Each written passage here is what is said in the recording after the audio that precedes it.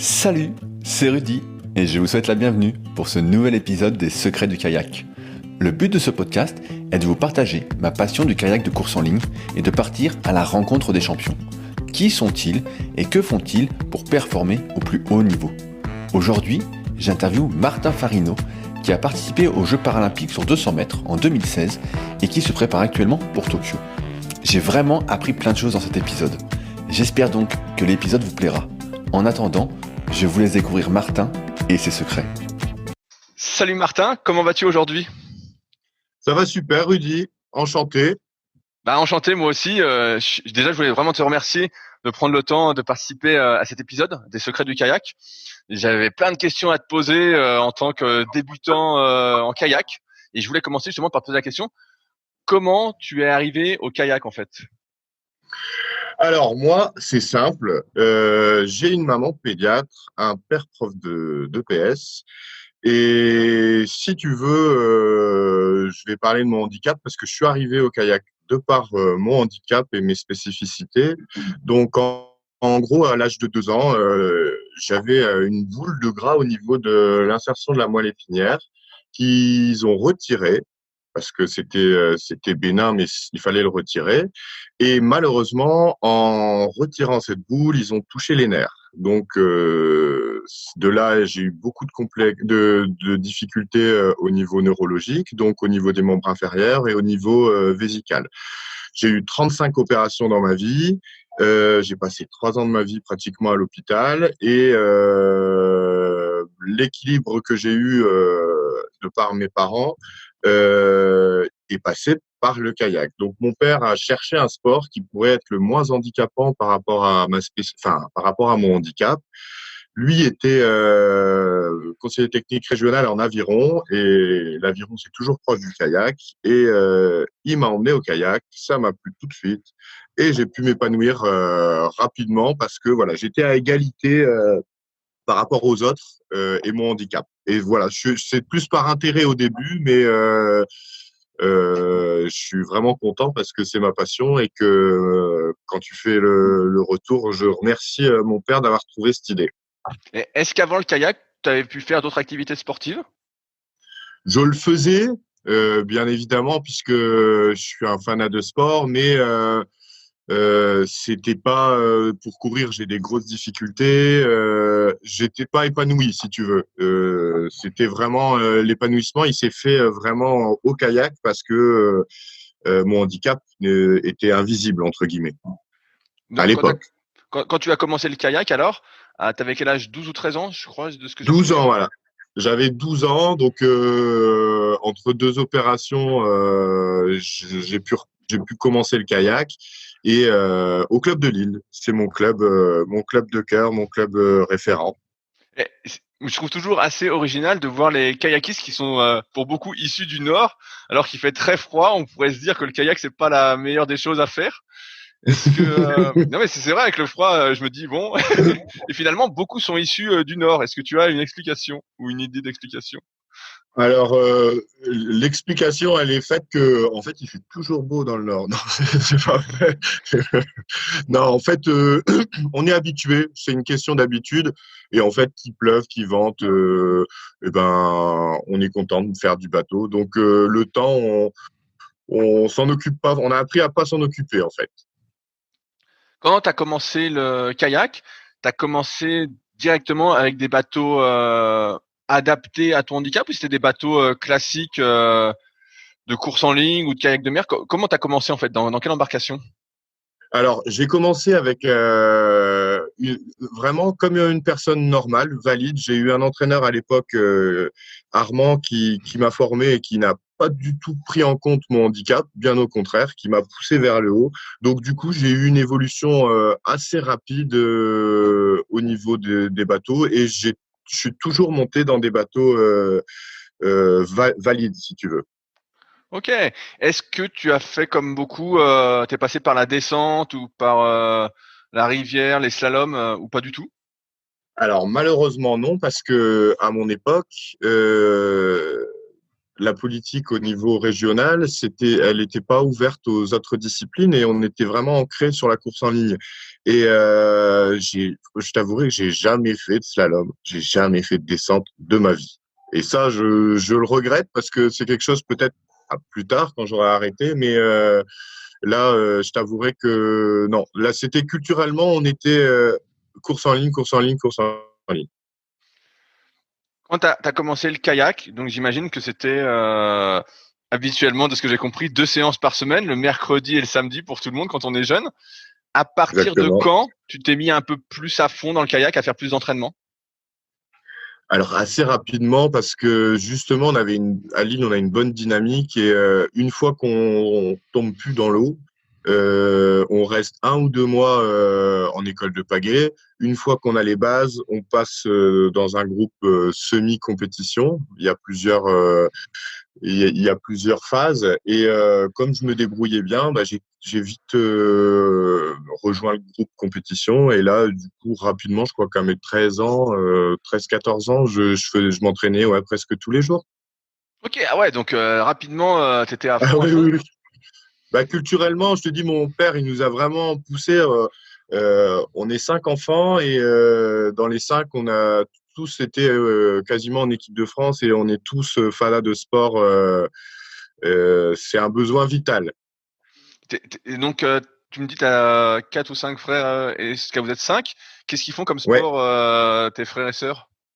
Alors c'est parti. J'ai mon grand frère qui, de par ma maman qui était en équipe de France de hockey sur gazon, qui était gardienne, mon grand frère qui a fait du hockey à haut niveau aussi et qui jouait aussi très bien. Après j'ai mes 2 sœurs, Aline et Joséphine, qui ont fait du kayak, qui étaient en équipe de France junior toutes les deux. Donc voilà, c'est devenu une histoire de famille rapidement puisqu'on était 3 farinos à faire du kayak. Donc elles étaient en équipe de France, multiples champions de France. Enfin les titres, je peux même plus les compter au niveau national parce que voilà, on était une famille de kayakistes. Et mon petit frère qui est un peu plus jeune mais qui est très très sportif, mais qui fait à peu près tous les sports, mais qui lui n'a pas été en équipe de France. Mais sinon on est tous plus ou moins sportifs de haut niveau. Ah ouais, ouais, ça te fait un sacré entourage. En fait, avec l'exemple de tes frères et sœurs plus âgés, ça t'a tiré vers le haut, en fait. Tout de suite, Exactement, t'étais obligé de faire de la compète. exactement. C'est surtout mes parents qui nous ont inculqué les valeurs du sport et de l'importance du sport naturellement, sans nous pousser, nous forcer. Tu te souviens de ta première compétition? Oui, ah oui, ouais, c'était pas terrible, pas terrible. Alors c'était à Boulogne-sur-Mer. J'ai commencé par faire du kayak. Il s'avérait que j'étais pas super fort en kayak et j'ai fait ma première compète en kayak. Et après ça, l'entraîneur elle m'a dit bah tu vas faire du canoë. En gros, t'es un peu pas très bon. Donc je me suis mis au canoë et les compétitions suivantes ont été nettement mieux parce que j'étais plus à l'aise à l'époque en canoë qu'en kayak. Ok, bah c'est hyper original, ça. T'as fait du Ah canoë oui. pendant combien de temps, alors? Alors, du coup, le canoë, j'ai été jusqu'en 2000. Donc, j'étais en équipe de France valide hein, en canoë. Donc, j'étais le meilleur français en 98. J'ai fait les championnats du monde où j'ai fait 8e avec mon coéquipier Cédric Réveillon. Et après, donc j'ai arrêté en 2000 pour les études. Mais j'étais en équipe valide de canoë pendant presque 3-4 ans. Ah ouais, bah tiens, c'est incroyable. Oh, putain. Et oui, j'ai vu justement qu'après, tu avais arrêté pour les études, justement. Comment ça se fait que tu as arrêté pour les études alors qu'a priori, tu étais plutôt bien parti pour avoir une Bah, carrière de haut niveau en canoë? bah, en fait, normalement, je devais intégrer l'INSEP avec ma sœur. Et en fait, j'ai raté mon bac la première année. Donc, du coup, j'ai pas pu rejoindre l'INSEP et du coup, je me suis un petit peu détaché, un peu déçu de pas avoir pu prendre le train en route. J'étais un peu à la traîne. Et donc, du coup, je me suis dit, allez, je me centralise sur les études. Je passe mon bac que j'ai eu sans problème l'année suivante et j'ai fait mon BTS ensuite. Et je suis revenu au kayak un petit peu plus tard quand j'ai déménagé sur Rouen. Donc, t'as arrêté combien de temps exactement la pratique? La pratique, vraiment, le sport, j'ai jamais vraiment arrêté parce que c'est un besoin physiologique et psychologique par rapport à mon handicap parce que sans sport, eh ben, ça se dégrade. Donc, c'est vraiment un équilibre.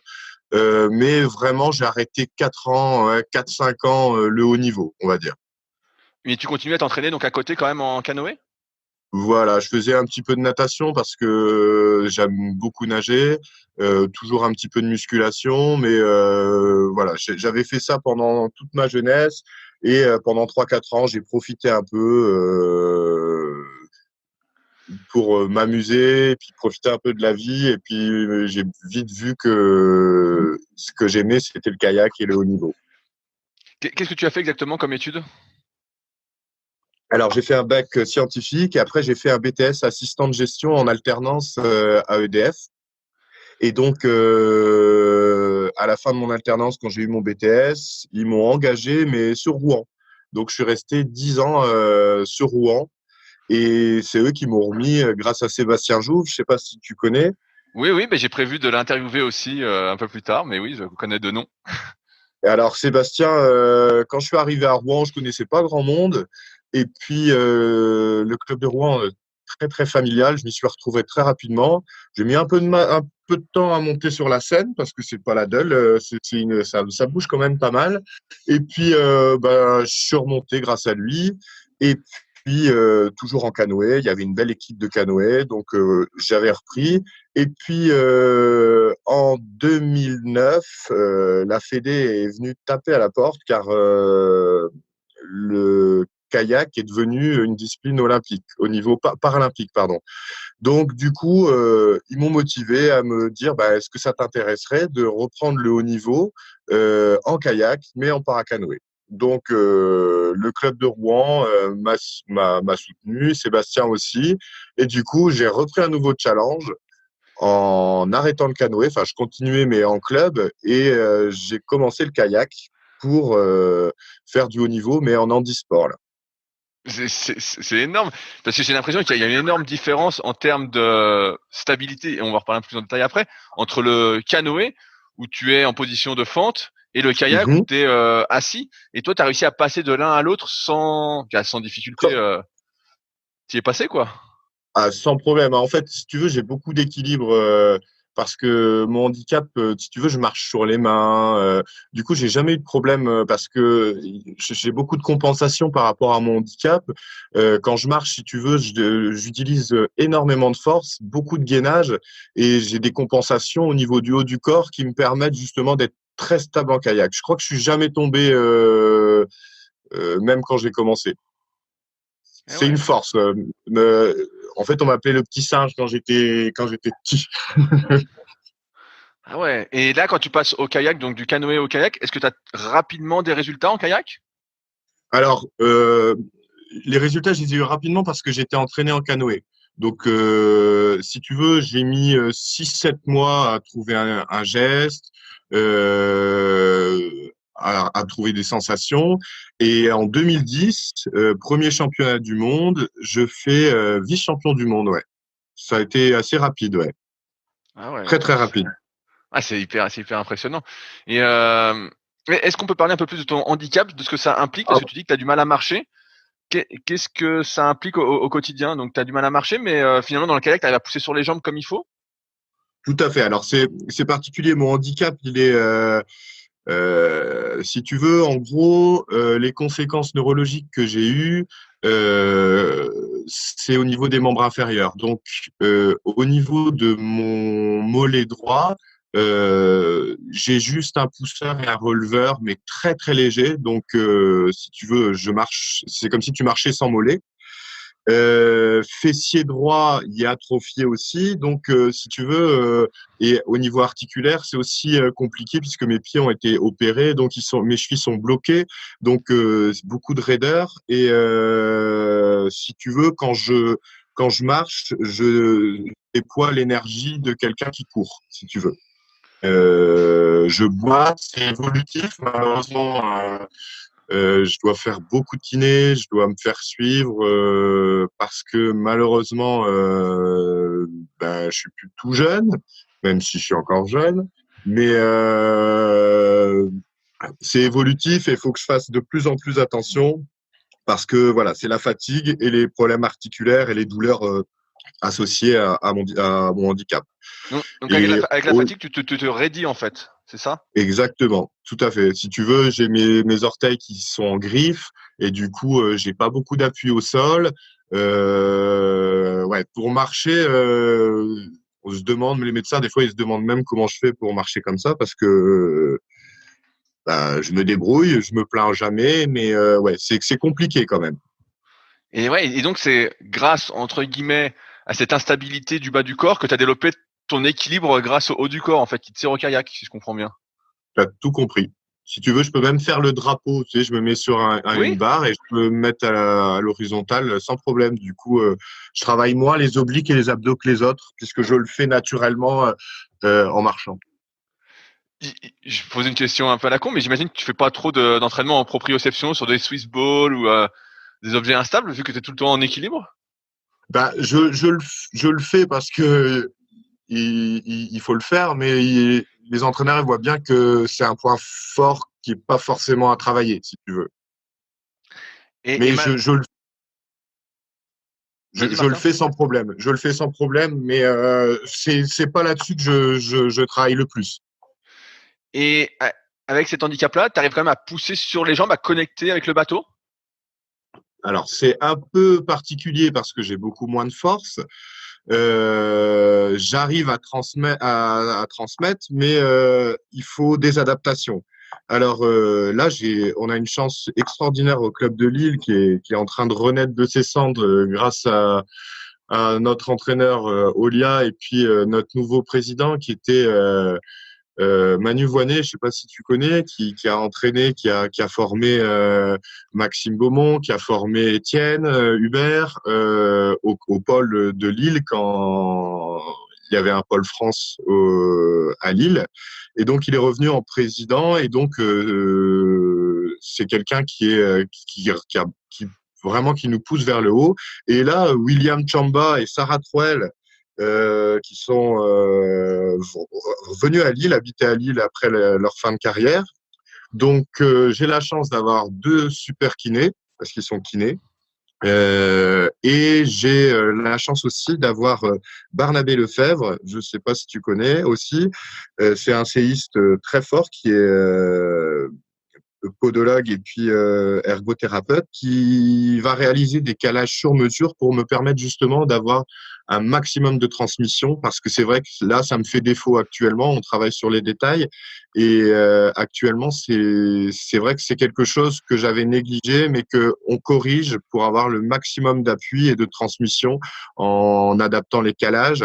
Donc si tu veux au niveau du siège, le fait que j'ai un problème au fessier droit, il va corriger. J'ai une inégalité de longueur de 2,5 cm, donc beaucoup d'asymétrie. Et il va me créer des semelles qu'on va mettre au fond du cale-pied pour augmenter la transmission. Et je me rapproche le plus possible d'une transmission entre guillemets valide.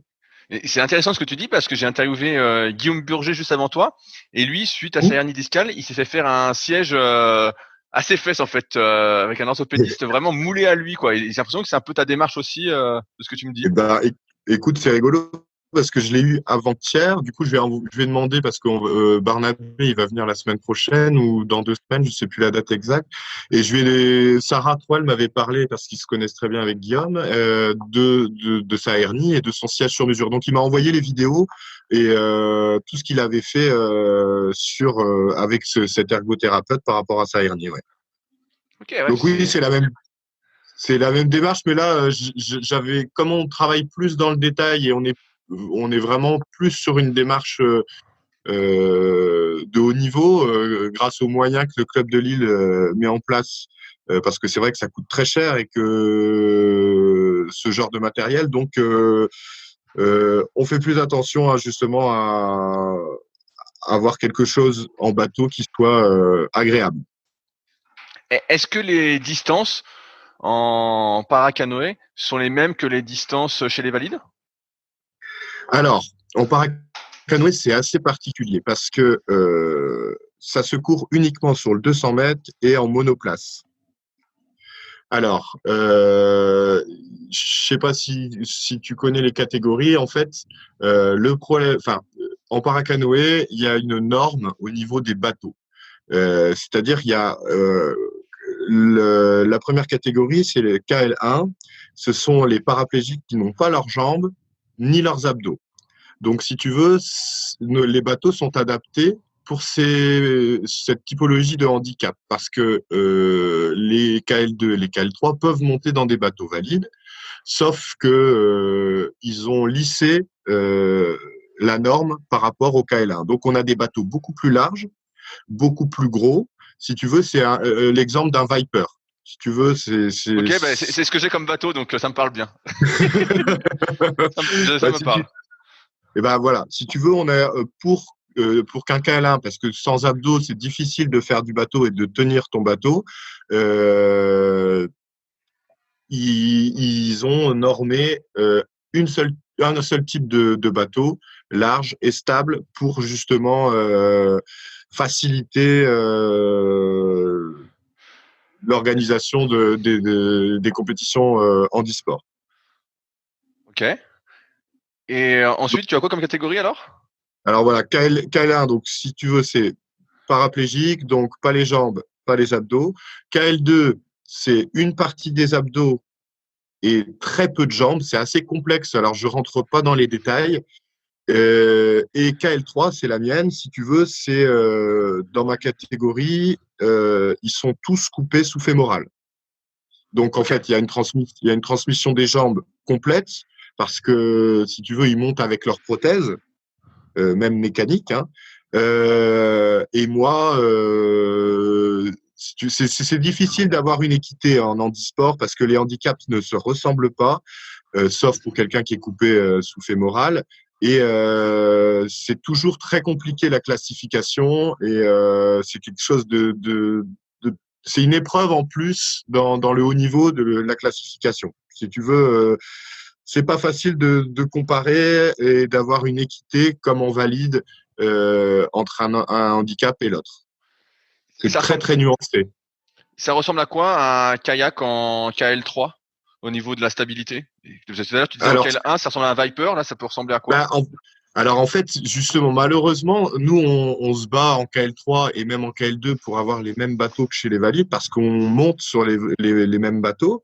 Sauf que ils ont décidé que tout le monde aurait les mêmes bateaux que les KL1. Donc on a des bateaux Viper, type Viper, qui sont un petit peu profilés, qui sont travaillés. Et là, je vais recevoir mon nouveau bateau d'ici la fin du mois. Mais malheureusement, on est obligé de monter dans ces bateaux-là. Et en termes de sensations, c'est pas. Oui, tu sens que ça glisse pas trop. Ça glisse pas trop. Ça freine un peu. Surtout quand tu as connu le valide. Enfin, quand tu montes en bateau valide, moi j'essaie d'arrêter de monter dans les bateaux valides parce que quand tu retournes dans un bateau plus large, c'est un petit peu frustrant, on va dire. Mais c'est peut-être pour ça aussi que tu as un haut du corps assez développé parce que comme ça glisse pas, tu es obligé de tirer, Tout à fait. À fond, quoi. Ah quand tu mets un frein en plus sur ces gros bateaux-là, je te dis pas. Donc c'est pas du tout pareil que les bateaux valides. Ouais, je vois exact. Si quand tu compares au Viper, ça me parle parfaitement et je vois exactement ce que ça fait avec un frein. je vois ce que ça fait. Tu tires, et si tu mets pas ton coup de pagaie, rapidement entre guillemets, ça freine. Tu recules presque même. Comment ça se passe au niveau de ton entraînement? Est-ce que tu t'entraînes comme quelqu'un de valide entre guillemets, vu que tu montes aussi en valide? Est-ce que c'est 2 entraînements par jour? Et là, comme tu fais du 200 mètres, tu as pas mal de séances d'intensité. Est-ce que ça ressemble à l'entraînement qu'avait décrit Sarah dans le premier épisode, par exemple? Alors, c'est exactement. Alors, on a ce qui est compliqué en paracanoë, c'est que moi, je suis dans la catégorie KL3. Donc, je n'ai aucune contrainte de déplacement, de mise à l'eau difficile comme quelqu'un de KL1 qui est en fauteuil. Si tu veux, moi, ma catégorie, je peux, en termes de fatigue, en termes d'entraînement, je m'entraîne exactement comme un valide de haut niveau. Du coup, on est à 2-3 entraînements par jour et on suit le programme de Manu Voinet qui s'occupe de ma planification de 100 mètres.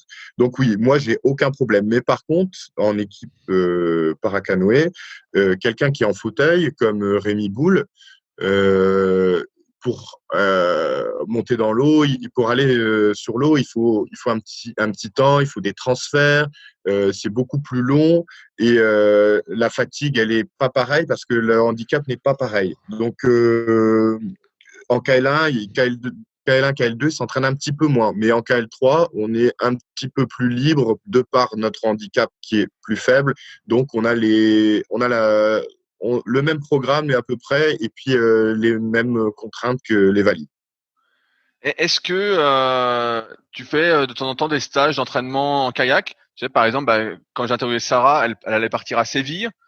Après, ils partent souvent soit en Floride, soit en Australie, un peu partout. Est-ce que vous aussi, avec les Paralympiques, vous faites ça?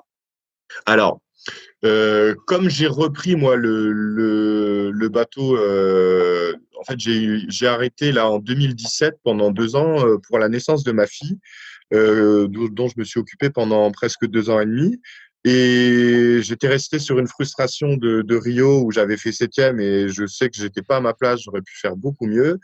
Et si tu veux, je suis plus dans le collectif Andy cette année, mais je compte bien y rentrer l'année prochaine sans aucun problème. C'est plus administratif là. Et donc, sinon, oui, il rentre de Guadeloupe. Là, Rémi et Nélia, ils étaient en Guadeloupe. Et donc, ils se structurent sur la même base que les valides, avec des stages hivernaux au soleil pour pouvoir profiter de bonnes conditions pour s'entraîner. Sauf que moi, je les ai pas là actuellement, mais ça m'arrête pas. On s'entraîne, je te dis, comme tu disais, à Lille, il fait toujours beau. Donc, c'est la Guadeloupe tous les jours. Ce sera le titre du podcast.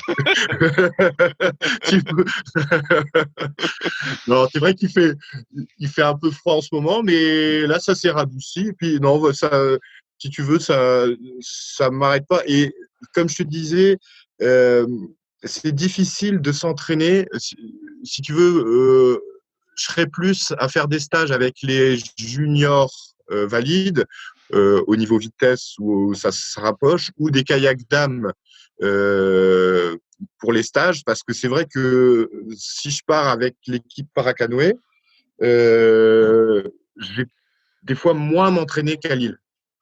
Parce que, si tu veux, des fois, ils font qu'une séance par jour ou 2 très adaptées. Et comme je te dis, on n'a pas le même handicap. Donc, en handisport, on doit en permanence s'adapter.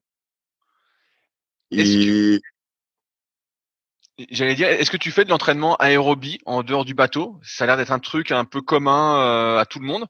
Est-ce que toi, j'imagine la course à pied, non? Est-ce que tu fais par exemple du vélo ou tu parlais de la natation? Est-ce que ça se consiste en ça, de l'entraînement aérobie en dehors du bateau? Exactement. Je fais beaucoup de natation. Donc là, c'est un peu compliqué de nager en ce moment avec la Covid. Mais oui, je fais du vélo aussi un petit peu. Et puis, un peu de machine à pagayer aussi pour l'aérobie aussi de temps en temps. Mais j'allais dire, ça m'intéresse justement que tu fasses de la machine à pagayer parce que tous ceux que j'ai interviewés n'en font pas. Alors, qu'est-ce que tu as comme machine à pagayer? Alors, c'est William et Sarah qui m'ont prêté leur nouvelle machine à pagayer. Alors, je ne sais pas la marque, je sais plus. Mais il y en a trois. Il y en a trois. Donc, t'as soit Kayak Pro, qui est blanche, t'as Kayak First, ouais, ou t'as la Dan Sprint. C'est la Dan Sprint qu'on a. Okay. Ouais, c'est celle qui est pliable et qu'on peut rouvrir et refermer. C'est celle-ci? Non, ça c'est Kayak Pro, ça qui est pliable. Ah bah alors c'est Kayak Pro alors que j'ai. Et c'est vrai que ça me sert, je l'ai chez moi et c'est vrai que le dimanche, pour récupérer, je fais pas mal de machines à pagayer parce que euh, on est obligé de s'adapter en permanence à notre handicap et que des fois on peut pas s'entraîner, c'est compliqué. Donc voilà, je fais un peu de machine à pagayer parce que justement on peut plus nager non plus comme on veut. Eh ben, j'ai plein de questions à te poser alors là-dessus parce que tous ceux que j'ai interviewés, je te disais, n'en font pas ou n'aiment pas du tout. Et moi, j'en fais beaucoup. J'ai un kayak pro justement pliable dans mon salon qui est juste à côté de moi. Donc, Pareil, pareil. super. Euh, Est-ce que tu fais des longues séances dessus d'aérobie? Tu disais que tu peux faire 1 heure par exemple sans t'arrêter? Oui, bah alors, le problème de la machine à pagayer, mais la Kayak Pro, elle est vraiment plus souple. Et parce que ça fait certaines machines à pagayer, les anciennes notamment, elles sont très dures et donc on n'a pas du tout la souplesse qu'on a en bateau. On peut prendre des défauts. C'est ça le problème de la machine à pagayer parce on se voit, on peut se voir pagayer, mais on n'a pas les sensations comme en bateau, si tu veux. Mais j'essaye de pas faire trop long parce que mon entraîneur m'a dit tu fais maximum une demi-heure, 40 minutes. Et faut vraiment que ça soit pris dans une optique de récupération ou un travail, comme tu dis, d'aérobie qui se dissocie du bateau parce qu'il faut vraiment oublier ce qu'on a fait en machine à pagayer parce qu'on peut prendre des défauts. C'est surtout ça le problème de la machine à pagayer. Ouais, bah, c'est ce que j'allais te dire. Moi, qui en ai fait beaucoup, l'année dernière justement pendant le confinement. Mhm. Après, sur l'eau, c'était pas pareil. Ah bah ouais, tu retrouves pas du tout les mêmes sensations et c'est beaucoup plus compliqué. Au niveau de la muscu, il y a un débat qui fait déjà rage chez les valides, c'est est-ce qu'il faut faire les jambes ou pas? Est-ce que toi, tu peux travailler les jambes en musculation? Et est-ce que tu le fais? Est-ce que tu penses que c'est un intérêt? Alors, c'est un peu compliqué ce que je vais dire, mais je peux travailler mes jambes. Seulement, c'est la course au handi. Et si tu veux, si je les travaille trop, je peux très bien ne plus euh, être éligible. Donc, je les travaille, mais pas trop. Si tu veux, c'est un peu paradoxal et un peu dommage, mais il y a une part de personnes malsaines au niveau des classifications et qui font tout euh, pour euh, pour déclasser entre guillemets les personnes, notamment, je ne sais pas si tu as connu Cindy Moreau qui a fait troisième aux Jeux paralympiques à Rio J'ai pas et qui connu, a je suis un peu trop récent dans le milieu.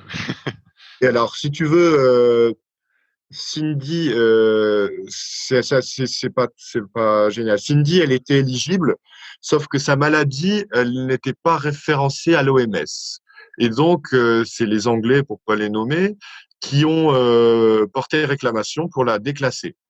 Donc, si tu veux, elle avait son handicap, mais comme l'OMS ne reconnaissait pas sa maladie comme maladie, c'est une maladie rare, donc du coup, elle n'a plus eu le droit de courir après les Jeux.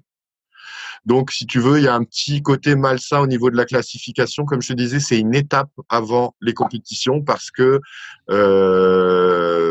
certaines nations font le pressing pour déclasser ou dire voilà lui il n'est pas vraiment handicapé, il y en a qui trichent, voilà c'est la seule partie malsaine que je peux regretter en paracanoë, c'est justement cette classification où chacun doit jouer avec son handicap et si tu veux il y a un système de points pour les KL1, il y a autant de points, KL2, autant de points, KL3, autant de points. Si tu veux, si ils vont regarder tes quadriceps, soit tu as 5, soit tu as 3, soit tu as 0. Et voilà. Et les nuances, des fois, elles sont très fines et du coup, c'est compliqué. Très compliqué. Donc, pour l'instant, je travaille mes jambes, mais pas trop. Je travaille beaucoup en souplesse pour ma marche, mais pas forcément en renforcement. Ok, ouais, c'est fou ça, parce on pourrait se dire que tu travaillerais un peu plus les jambes, tu arriverais peut-être un peu plus à connecter malgré ton handicap, et puis Ouais. ça t'aiderait à aller plus vite. Et là, finalement, Mmh. t'es un peu bloqué par des règles pas très bien, j'ai envie de dire, claires. Non, pas très saine. Et du coup, si tu veux, en athlétisme, ça fait des années et des années, et donc ils ont beaucoup plus de, de types de classification, et je crois qu'ils doivent en avoir une quinzaine. Nous, on est à 3. Donc, si tu veux, voilà, tu peux passer de KL1 à KL2 facilement, d'une année sur l'autre, repasser à KL1, et une année où tu n'es plus éligible. Donc, voilà, ils travaillent, on est au début vraiment des classifications, parce que ça fait que 10 ans on a 10 ans de recul. Ils affinent de mieux en mieux, mais c'est compliqué encore la classification. C'est une épreuve pour tous les athlètes en dessous. Est-ce que tu es fort en musculation? Parce que je vois que tu as un haut du corps, sur les photos que j'ai vues, tu es assez balèze. Est-ce que tu es très fort, par exemple, est-ce que tu fais les mêmes exercices, j'imagine, donc développé couché, tirage planche, etc. Ah oui, je vais pas me vanter, mais si je suis dans je suis dans les meilleurs en musculation. Ouais. Là, je suis, si tu veux, mes maxi, je suis à 140, 145 en développé couché, et puis en tirade 120. Donc, là-dessus, c'est mon point fort. Parce que j'en ai fait plus que les autres, si tu veux. Parce que justement, je pouvais pas courir. Donc, quand je pouvais pas courir, ils me mettaient en muscule ou ils me mettaient en natation, mais j'ai fait plus de muscule que les autres. Donc, ouais, ça, c'est mon point fort, la musculation. Et c'est quelque chose que tu apprécies de faire, la muscu, étant Non. donné que c'est à l'intérieur et c'est pas à l'extérieur comme le kayak? Non, j'aime pas du tout la muscule. Surtout là, en cette période-là, où on est obligé de charger pour prendre en masse et puis pour pouvoir préparer la saison de compétition là au mois de juillet. Donc les Paralympiques. Enfin, d'abord là au mois de mai, on a les rattrapages continentaux. Ouais, si j'aime pas la muscule, mais il faut en faire. Et puis après, ça déforme aussi. Du coup, je préfère l'été ou début de printemps quand on commence à refaire plus de bateaux et qu'il y a moins de muscles. Ok. Quels sont tes défauts en termes de technique au kayak? Qu'est-ce que tu travailles le plus en termes de technique? Alors, mon problème, c'est si tu veux, il y a une partie souplesse que j'essaye de travailler là, donc sur le haut du corps, parce que comme je suis très puissant, je suis un peu moins souple que les autres. Et il faut beaucoup de souplesse, donc s'il y a un point à travailler, ce sera la souplesse. Ok, donc en fait, t'es un peu, j'allais dire, un peu crispé, mais c'est ton handicap aussi, quoi. Donc, c'est ça, si tu veux. Mais je sais être souple, mais si tu veux, c'est comme tu dis, c'est des défauts qu'on a pris depuis qu'on est jeune. Donc oui, là-dessus, je peux m'améliorer sur la souplesse. Et je m'étire depuis pas très longtemps, mais je m'étire maintenant. Donc ça va mieux. Ah, ok, j'allais dire, est-ce que tu sens que ça te fait du bien, justement? Ah oui. Bah, ça me fait du bien parce que, si tu veux, je suis vraiment là dans le détail. Ce que je n'avais pas forcément bien fait à Rio, vraiment travailler le détail du détail, même si j'ai toujours fait du haut niveau. Là, j'ai tous les moyens au club de Lille pour avoir les bons kinés. En plus, comme je te disais, c'est des kinés qui sont kayakistes, qui ont fait du haut niveau. Du coup, et je suis très bien entouré. Donc, du coup, j'ai les moyens maintenant pour faire tout correctement. En termes de séances sur l'eau, quelles sont tes séances préférées et les séances que tu aimes le moins? Alors, on a un entraîneur, on a une planification par Manu Voinet qui est axée sur les kilomètres, sur la période hivernale. Donc là, si tu veux, avec les Vipers, enfin les bateaux, où il n'y a pas beaucoup de glisse, et quand tu fais 20 kilomètres sur une séance, ça dure 2 heures sur l'eau, c'est la partie la moins rigolote. Du coup, elle est finie, parce que là, on reprend l'intensité. Donc, le plus compliqué, si tu veux, c'est le B1 longue, mais qu'on doit faire pour préparer la suite de la saison. Et ce que je préfère, c'est la vitesse. Donc, c'est vraiment les séances de vitesse pure et spécifiques de 100 mètres. Ok. Et là, ça y est, c'est parti. Je suis content là. Et puis on récolte maintenant en vitesse les fruits qu'on a semés en EB1, donc en cadence basse. Tu sens Donc, justement que le B1 en cadence basse t'aide pour après sprinter. Tu vois, Sarah, par ah oui, exemple, là, dans le premier épisode, me disait qu'elle avait l'impression que ça lui faisait perdre un peu de vitesse. Toi, non? Toi, tu sens que ça t'aide? bah, dans un premier temps, ça fait perdre de la vitesse parce on perd un petit peu d'efficacité, un peu de, d'explosivité, mais en technique et en placement, très rapidement, c'est l'effet inverse. Justement, on est obligé de passer par cette étape de faire beaucoup de kilomètres pour pouvoir par la suite exceller en vitesse. Donc là, moi, j'ai fait le boulot hivernal. Maintenant, on travaille sur de l'intensité. Donc, c'est que du bonheur. Et puis, je suis certain que ce que tu travailles l'hiver, ça te permet par la suite d'être beaucoup plus performant en vitesse. Tu parlais tout à l'heure des Jeux Olympiques. Est-ce que Mmh. tu peux raconter un peu ton expérience des Jeux Olympiques? J'imagine que, bah, je crois en 2016, c'était la première fois que le paracanoë était aux Jeux Olympiques, aux Paralympiques, Tout à, si on peut dire. tout à fait. Alors, si tu veux, en 2015, j'ai été récupérer le quota paralympique à Duisbourg, où je fais huitième en finale. Et donc, j'ai eu la chance j'ai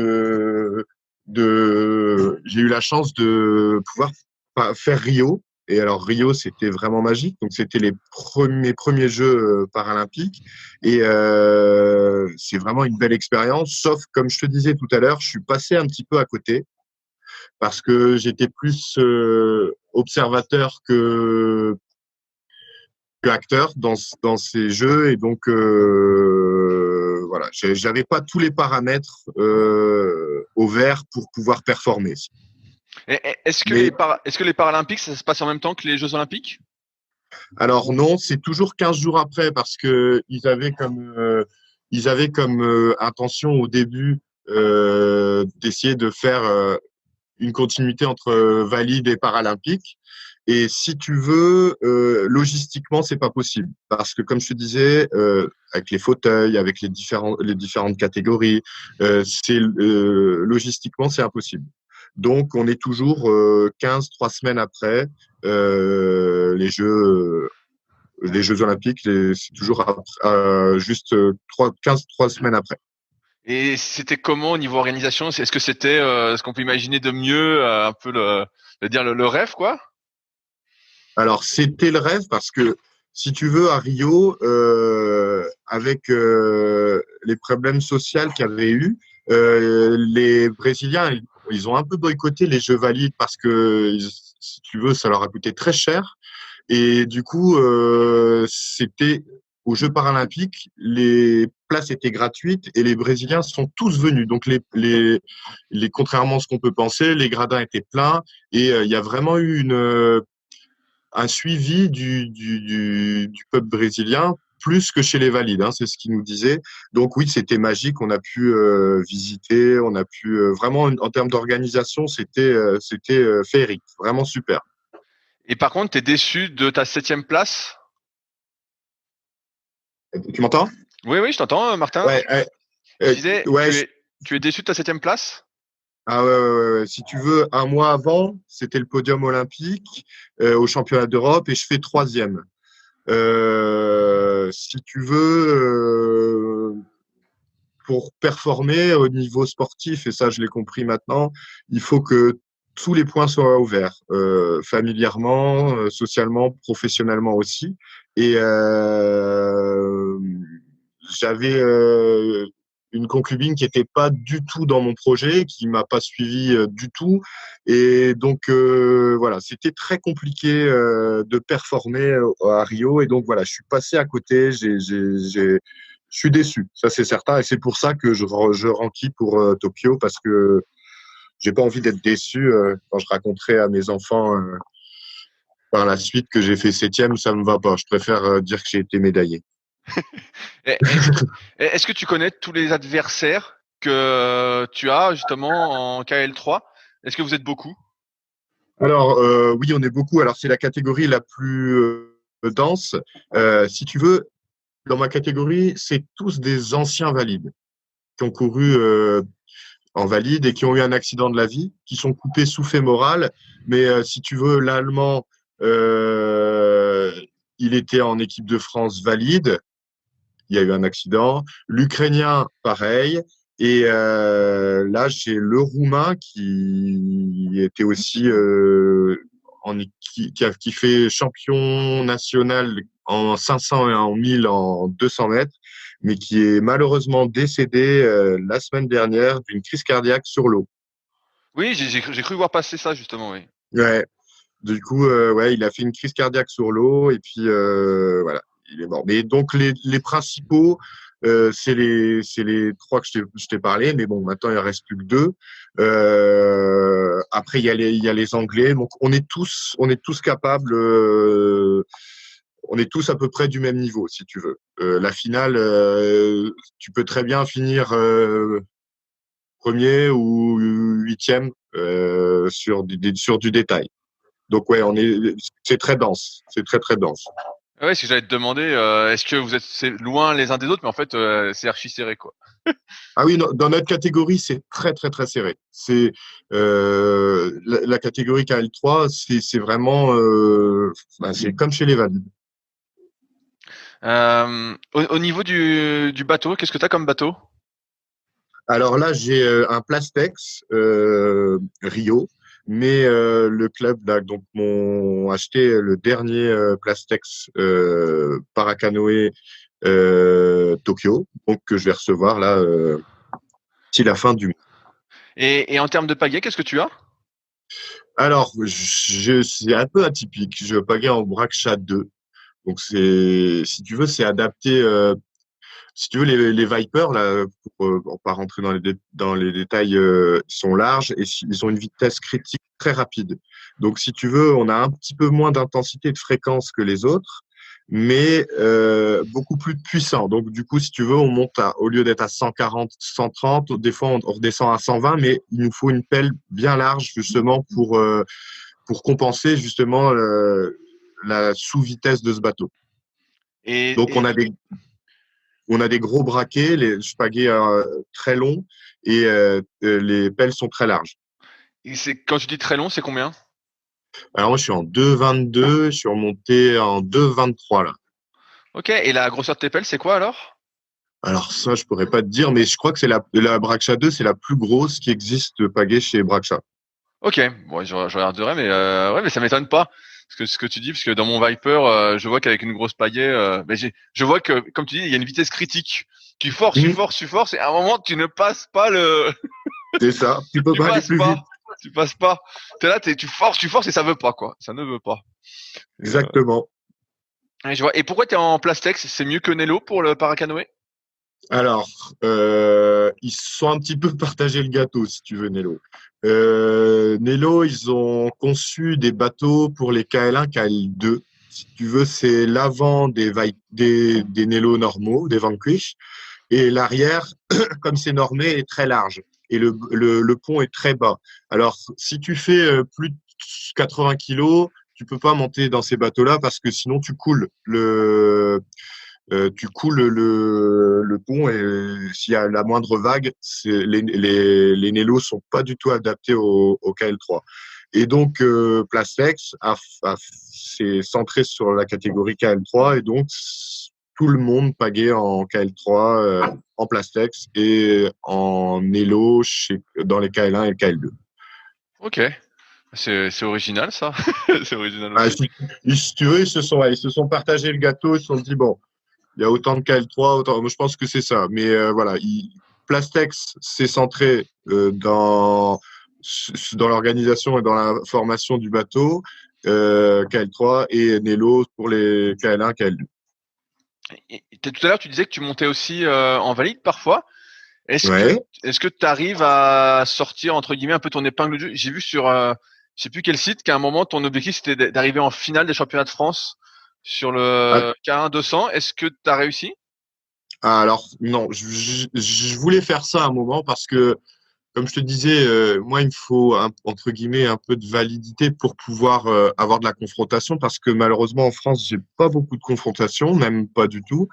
Et donc, c'est un peu frustrant de courir en fait face tout seul si tu veux parce que voilà j'ai pas d'adversaire donc j'avais comme projet d'essayer de courir avec un bateau valide chez les valides sauf que j'ai remis ça en question parce qu'en fait comme je te disais tout à l'heure passer d'un Viper à un bateau valide déjà ça change tous tes points de repère et c'est pas du tout la même vitesse, c'est pas du tout le même bateau, c'est pas du tout le même équilibre et du coup quand je repassais dans mon Viper entre guillemets c'était ingérable, c'était très très dur. Donc j'ai choisi de courir en valide mais dans mon bateau anti. Donc c'est difficile avec un Viper d'aller chercher des finales chez les valides mais voilà, je cours en valide mais avec mon bateau Andy et j'essaye d'aller le plus loin possible. J'allais te dire, vu que je suis en Viper, j'allais te dire, viens du côté d'Annecy avec Belette et on va s'entraîner ensemble. Eh ben écoute, avec grand plaisir parce que ma sœur habite à Annecy. Eh ben génial. Eh ben quand tu passes, faut que tu me le dises, on ira faire des séances ensemble. Eh ben, avec Belette, j'y suis allé quand j'étais junior. J'adore le lac d'Annecy aussi. J'ai jamais été encore à Annecy chez ma sœur. Donc oui, avec grand plaisir, je te fais signe dès que je suis bon, certainement pas cette année parce que là tout est nouveau, mais septembre, octobre, on peut encore se baigner. Hein. Ah, bien sûr. Bah moi je navigue surtout sur Aiguebelette parce que le lac est vraiment super. Moi en ce moment sur Annecy j'y vais un peu parce que justement c'est calme et qu'il n'y a pas de bateau donc c'est bien aussi. Mais si tu cherchais de la confrontation, vu que je suis en Viper, je dois pouvoir essayer de te tirer si je pars devant. Tu peux essayer de me rattraper. Avec grand plaisir. Je te fais signe dès que je suis à Annecy, ça me fera un grand plaisir de te voir de vive vue. Tout à l'heure, tu parlais justement qu'en 2016, tu mettais pas toutes les chances entre guillemets de ton côté pour performer, et aujourd'hui, c'est le cas. Et j'aimerais revenir un peu là-dessus, notamment sur ce que tu as mis en place. Donc là, on parlait des étirements. Est-ce que tu as une alimentation particulière, par exemple? Est-ce que tu manges très sainement? Alors, je mange correctement, mais pas encore. Si tu veux, je veux pas aller trop vite. Si tu veux, je mange très bien, très équilibré, mais je suis pas encore dans le détail du détail parce que ça, je le ferai 2-3 mois avant, parce que sinon, ça sera trop dur psychologiquement de faire attention à tout. Ce qui a changé entre 2016 et maintenant, c'est que j'ai réussi à me séparer de mon ex-concubine qui était, comme je te disais, toxique, qui était pas dans mon projet. Ma fille a grandi, donc si tu veux, elle a 3 ans, elle est rentrée à l'école. Je l'ai en garde alternée. Donc j'ai en plus tout au niveau du club pour me suivre, au niveau médical, au niveau sportif, j'ai tous les paramètres au vert. Donc là je suis libéré de tout et donc j'ai tous les voyants au vert. Donc je suis prêt à performer et à gagner Tokyo. Ben, j'espère pour toi. Est-ce que tu fais des siestes entre les séances, par exemple? Oui. Ils rigolent tous, mais oui, ouais, ça je suis obligé. Là, je récupère pas, sinon, ouais, ça je fais très attention justement à bien dormir et à bien récupérer parce que on récupère moins vite qu'avant. Donc oui, là-dessus, je fais très attention. J'allais dire justement, est-ce que tu sens une différence parce que de ce que j'ai regardé, c'était l'année de tes 40 ans. Et donc, est-ce que tu sens une différence en termes justement de récupération entre tes 20 ans et tes 40 ans? Ouais, ça c'est sûr. Il faut faire plus attention. L'échauffement est plus long, la récup est plus longue. Il faut faire des étirements. Il faut être plus précis et plus précautionneux qu'avant. Ça c'est certain. Mais comme Maxime, on n'est pas vieux. Hein, on est dans la force de l'âge. Oui, a priori le kayak c'est tellement technique de toute façon que tu peux toujours progresser techniquement. Donc on voit des kayakistes qui sont de plus en plus âgés et qui continuent de performer, même de progresser. Donc, tout à fait. Et en plus, en paracanoë, on peut pas, c'est pas comparable avec les valides parce que nous, dans notre catégorie, il y a des jeunes, mais il y a aussi des moins jeunes. Donc, ouais, la moyenne d'âge, je suis pas loin de la moyenne d'âge moyenne, on va dire, en KL3. Donc, je suis pas si vieux pour le paracanoë. Est-ce que tu comptes, par exemple, faire appel à un diététicien ou nutritionniste 2-3 mois avant les Jeux de Tokyo? Je pense que oui. Je vais faire beaucoup plus attention et c'est ce qui me manque. Mais je me connais. Faut pas que j'aille trop vite parce que faut pas oublier que les Jeux paralympiques de Tokyo, si je me qualifie donc à Szeged au mois de mai, comme à Duisbourg en 2016 pour Rio, c'est septembre. Et si je mets la charrue avant les bœufs, je vais être vite saturé. Donc, je fais attention, je suis dans le détail, mais pas dans l'extrême détail, et je verrai 3 mois avant pour vraiment trouver une diététicienne et faire optimiser tout à 150%. Et est-ce que tu fais, par exemple, de la visualisation, de la méditation, d'autres choses auxquelles on penserait pas pour essayer de mieux performer? Alors, j'ai découvert ça il y a 2 semaines. C'est une amie qui est prof justement de proprioception, de yoga, et qui m'a fait 2 séances la semaine dernière, et j'ai trouvé ça super intéressant. Donc oui, je commence, mais depuis très peu de temps. Ok, ouais, Et donc je t'es m'y encore. retrouve. Et je m'y retrouve. Ok, bah c'est un. Si tu veux, culturellement, on a été élevé un peu à la russe, où c'est pour ça que je te parlais de souplesse, où c'était beaucoup de force, beaucoup de muscles et beaucoup d'entraînement.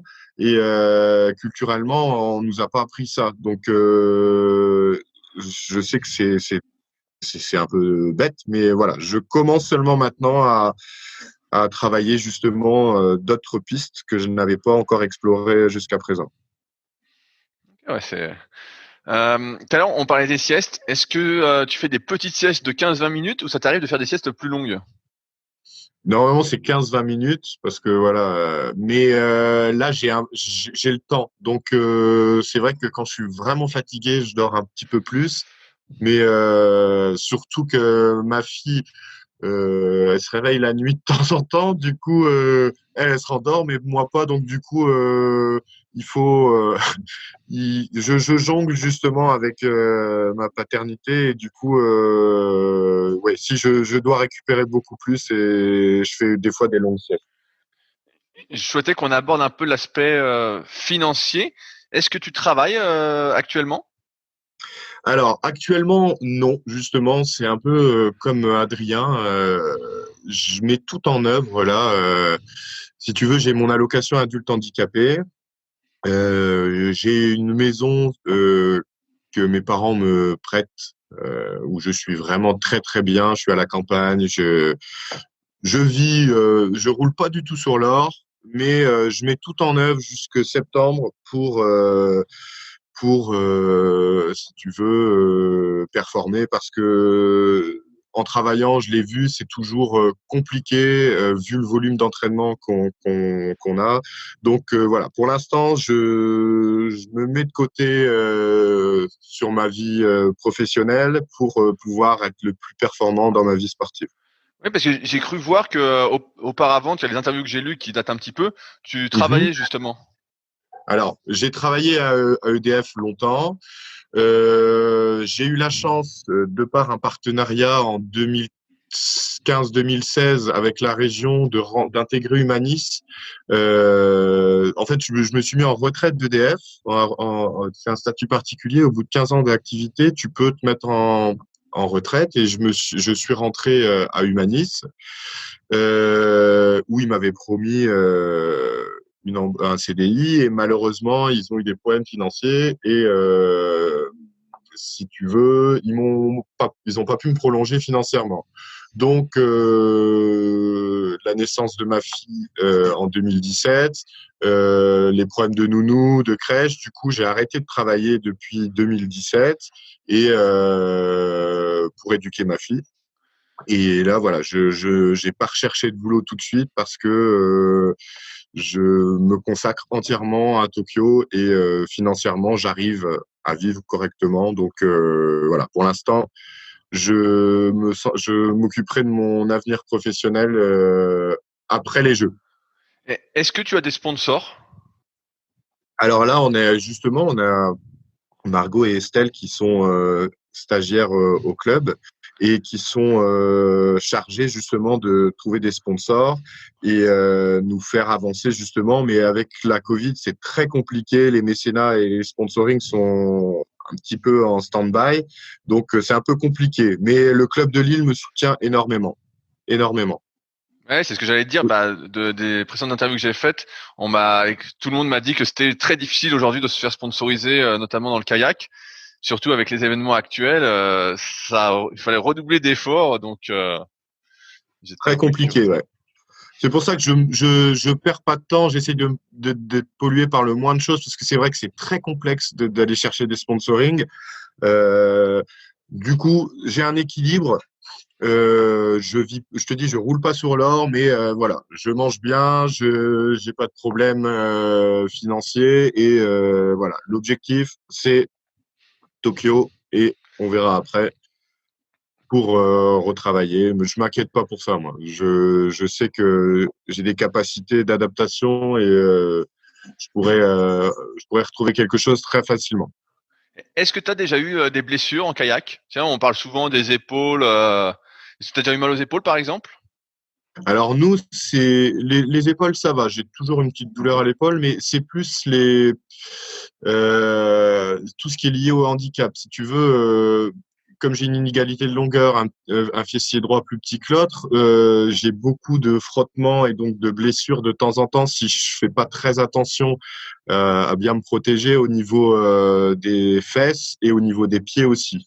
Donc c'est plus le problème du para, c'est les problèmes liés au handicap en bateau.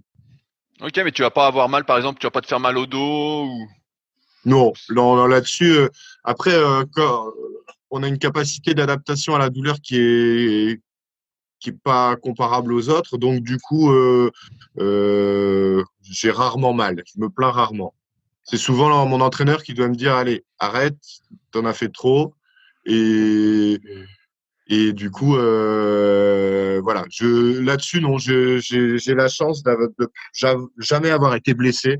Bon, j'ai été opéré 35 fois, je crois que ça donne un équilibre paradoxal. Donc, Ouais, je pense aussi. heureusement que j'ai pas de blessure. Tout à l'heure, tu parlais de ton entraîneur actuel, donc Manu Vianney, si je dis pas de conneries.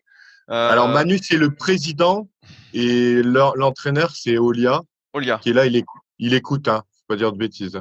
Ok. Et il est très méchant. Il est très méchant.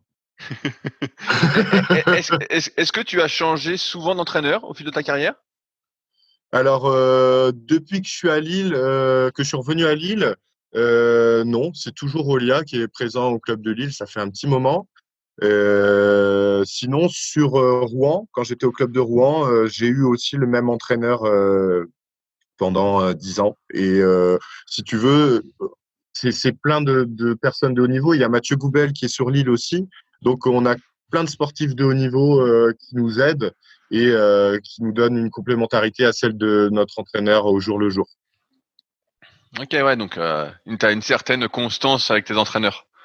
Exactement. Et il est très dur. Il est très dur, mais je sais pas, c'est un entraîneur. Il veut ton bien. Il veut que tu progresses et tu veux progresser. Donc finalement, vous vous entendez bien. Exactement. Exactement. Écoute, j'arrive à la fin de mes questions. Est-ce qu'il y a des sujets que j'ai pas abordés que tu voulais aborder, Martin? Bah écoute, non, je pense qu'on a fait le tour. C'était hyper intéressant. Je vois rien d'autre. On a tout souligné, donc c'est cool. J'ai une dernière question. On en a Mmh. parlé un peu avant hors antenne. Qui me Mmh. recommandes-tu d'interviewer pour la suite de ce podcast? Alors pour le paracanoë, je t'invite. Et là, tu vas avoir, je te préviens, une super surprise. C'est Rémi Boule. Il est vraiment un boulet. Il est vraiment atypique. C'est un garçon rigolo. Donc je t'invite à faire l'interview avec lui, tu vas bien rigoler. Et tu vas être surpris par son caractère. Super, je vais le contacter de ta part avec plaisir. Et j'interviewerai aussi ton entraîneur à l'occasion, parce que ça m'intéresse de voir les spécificités, les différences d'entraînement, même si a priori il n'y en a pas tant que ça. Mais comme tu moulines moins vite à cause du bateau, il doit quand même y avoir des spécificités C'est vrai qu'il y a des adaptations, mais voilà, moi c'est vraiment particulier parce que j'étais chez les valides, c'est ce que je te disais. Mais oui, il s'adapte à mon handicap. Ça, même s'il le dit pas, il le fait, il adapte les séances pour pouvoir voir mon état de fatigue. Enfin, il fait attention quand même à mon handicap.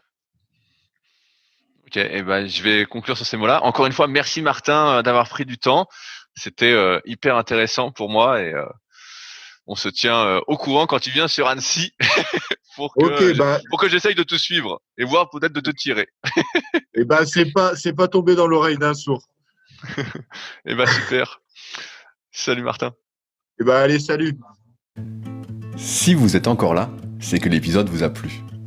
Dans ce cas, je vous invite grandement à m'aider à faire grandir ce podcast en mettant une note de 5 étoiles et un commentaire d'encouragement sur l'application de podcast où vous l'écoutez et plus particulièrement sur l'application podcast d'Apple. Cela m'aidera d'autant plus à accueillir les meilleurs kayakistes français grâce à la crédibilité que vous me donnerez. Enfin, vous pouvez retrouver la retranscription écrite de cet échange sur www.secretdukayak.org. En attendant, laissez glisser et à la semaine prochaine.